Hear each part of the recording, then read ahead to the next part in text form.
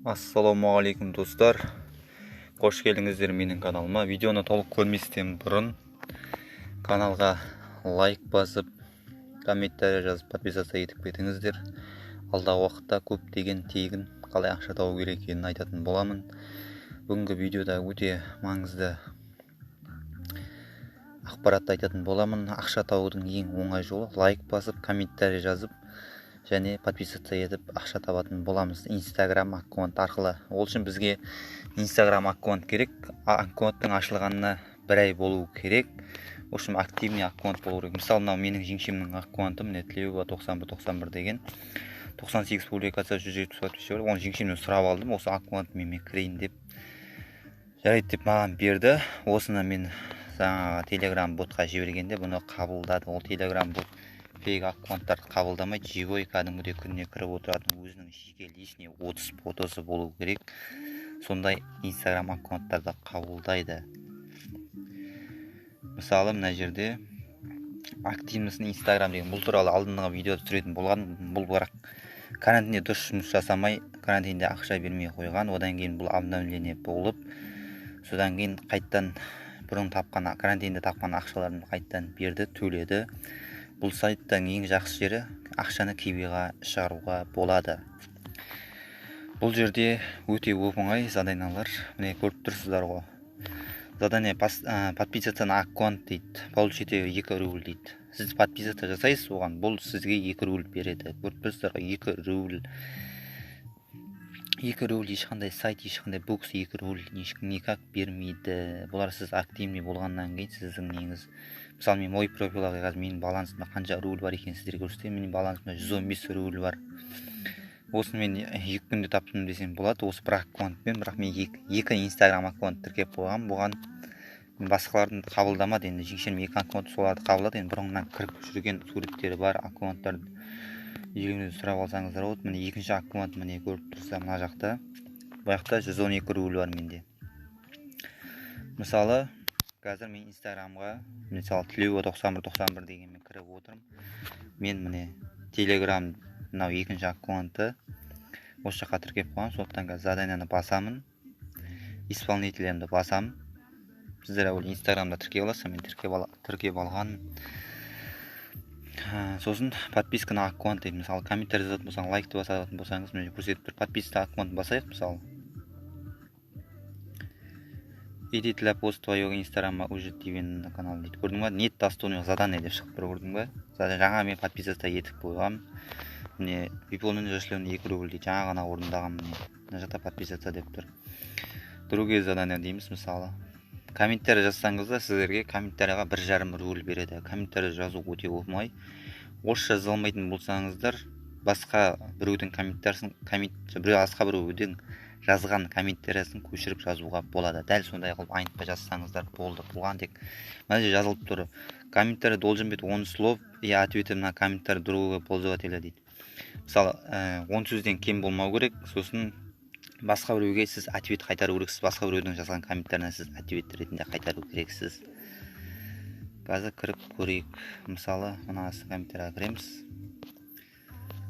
Міне жазылып тұр мына, мысалы, это как это 2 ряда в истории, не понимаю, что только не придумаю дейді. Жазған осыған ответ қайтаруымызға болады. В story смотрите дейді. Мысалы, мынаның комментариясын көшіріп алсақ болады. Мынау ответ қайтарған. Дәл сондай қылып біз көшіріп алсақ болады. Міне стор. Қазір мен орысша неме қойып алайын. Менде орысша онда жаза алмаймын, сондықтан 9-ды настройкадан қосып қойсаңыздар болады. Өте жақсы көмектеседі. Смотрите, как сейчас один дейді. Один только под ним еще дейді. Еще один дейді. Көрдіңіздер ғой. Енді жіберемін қазір. Мына жерде 1, 2, 3, 4, 5, 6, 7, 8, 9, 10. Мысалы 10 асып кетті мына жерде. Менікі 11 сөз болды. Демек қазір маған ақша төленуі тиіс. 10 сөзден көп жаздым. Енді проверить басып көрейік қазір.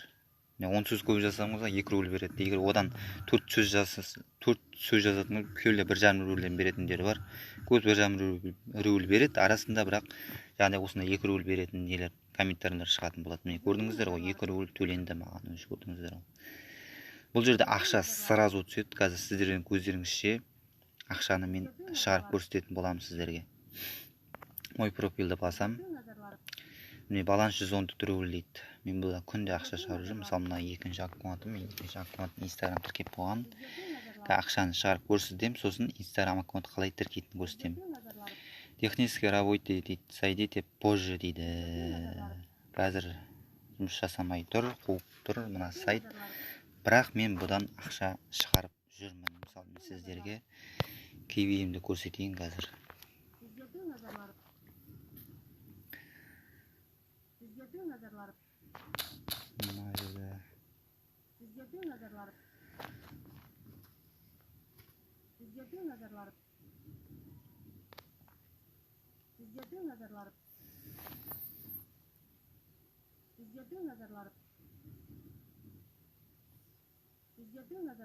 Мына жерде мен жинамай күніне шығарып жүрген, міне 50 рубль түскен, 21 рубль, 48 рубль, 9 рубль, міне Выплата долга биржа Инстаграм деп жазылып тұр. Көрдіңіздер қаяқтан түскенін бәріне 48, 50, 21 рубль.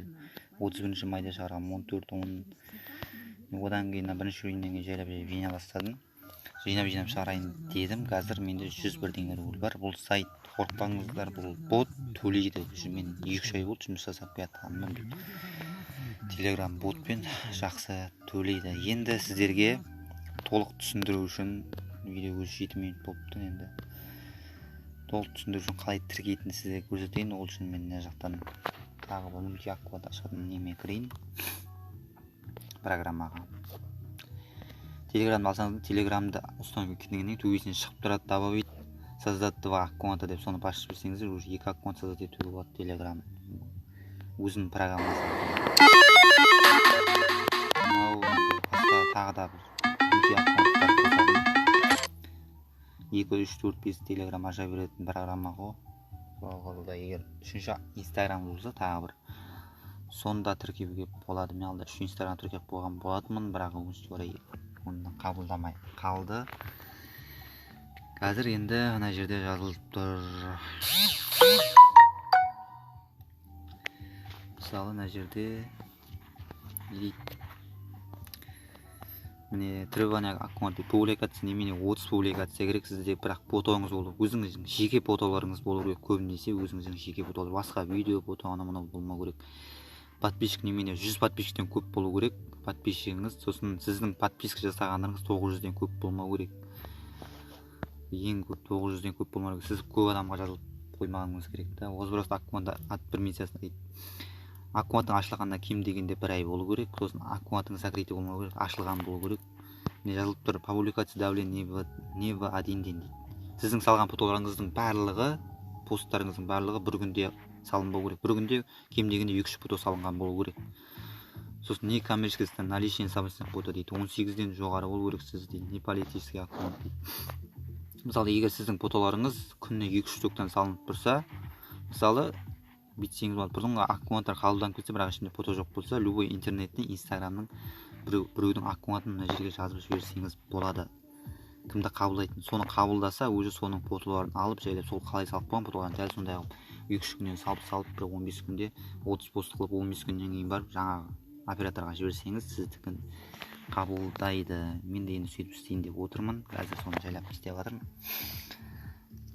Аккаунттар көбейтіп жатырмын. Енді 4 аккаунт ашып алсаңыз, мысалы, күніне смело 200 рубль таба аласыз. Тек лайк бас, подписчик жасап, жаңа көрдіңіздер, менің өзім 2 аккаунттың өзіне анада 100 рубль, анада 100 рубль, 200 рубль менде бар. 2 күнде мен 200 рубль таптым деуге болады. Мына жерге мысалы тіркелген старты басылғаннан кейін сіз аккаунтыңызды жазып жібересіз. Инстаграмыңызда қалай жазылған атын ғана жазып жібересіз. Осылай менде теңіз Құлжан деп аккаунт бар. Mesela осыны жіберсем, өзі автоматически әкеледі. Міне это ваш аккаунт жазылып тұр. Міне пост 31 постым бар, подписчик 661, подписка 144 дейді. Добавить аккаунт на исполнителя десем, бұл аккаунт менде қабылдамай тұр. Неге екенін білмеймін. бірақ 31 пост барлығы бар. Бұл жерде менде көбінесе дәм болсын видеолары бар, содан шығар қабылдамай тұрғаны. Көбінесе өзіңіздің жеке 30 фотоңыз болса қабылдауы мүмкін. Сондықтан да енді сөйтіп істеуге болады. Енді мен қазір бұл аккаунтты сөйтіп істеуге болады, бірақ интернеттегі любой бір нелерге лайк басқан нелерді қарап аласыздар да, оларда уже 30 пост болса, өз соны жіберсеңіз, соны қабылдап тұрады. Мен кеше сол бір қыздікін жіберем, қабылдаған болатын. Енді мен соның фотоларының өзім инстаграм ашылған, бұрынғы ашылған инстаграм бар, соған жазып жатырмын. Суреттер салып дайындап жатырмын. Енді соңында жақын арада қабылдайтын шығар. Менде қазір өзім көрсетейін.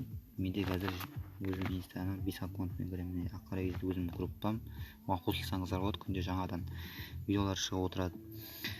Мысалы, міне Абиширова деген қызды мен интернеттен таптым. Оның соткысында 34 пост бар екен. Міне көрсетейін, міне Абиширова деген қыз. Осының атын жіберіп көріп едім, ол бірден қабылдады, бірақ мен онымен задание орындай алмай, өйткені менде бұл аккаунт жоқ. Сол үшін мен дәл соның салған фотоларындай қылып міне салып отырмын. Күн сайын 3 фотоны салып отырмын. Сөйтіп 30 фото болады. Бір 15 шақты күннен кейін, содан кейін барып уже жіберсем қабылдау мүмкін. Өйткені активный болды деп ойлайды олар. Содан кейін ақша табуға болады. Көріп тұрсыздар, ол менің аккаунтына модерация ажидан режимі өсіп келеді. Одан кейін сізге сообщение келеді. Қабылдамаса мынандай болып келеді, міне қабылдамаса ваш аккаунт міне не прошел модерацию деп осындай болып келеді. Көрдіңіздер ғой? Не прошел модерацию деп келеді. Қабылдамай қалса, егер қабылданса, поздравляем, ваш аккаунт қабылданды, уже приступить задание дейді. Одан задание басасыздар да, задание шығады, лайк шығады, подписка шығады, анау шығады. Содан кейін смело орындай бересіздер. Ол өте оп-оңай. Енді комментарий жазып, подписаться етіп, қосылып кетіңіздер. Алдағы уақытта бұдан да бір күнде 500 рубль табуға болатын сайтты айтатын боламын. Өте жақсы сайт. Ол сайтта сіз подписка жасағаныңыз үшін 5 рубль беретін болады. 5 рубль. Ойлап қараңыз, 5 рубль. Бір подпискаге 5 рубль беретін болады. Комментарийге 10 рубль. Android'тың приложениясын остановка етіп, оған 5 сөз отзыв берген үшін 20 рубль беретін болады. Сондай сайт бар. Мен сол сайт туралы айтатын боламын. Сондықтан лайк бас, подписаться етіп кетіңіздер, таратыңыздар осы видеоны. Қош сау болыңыздар.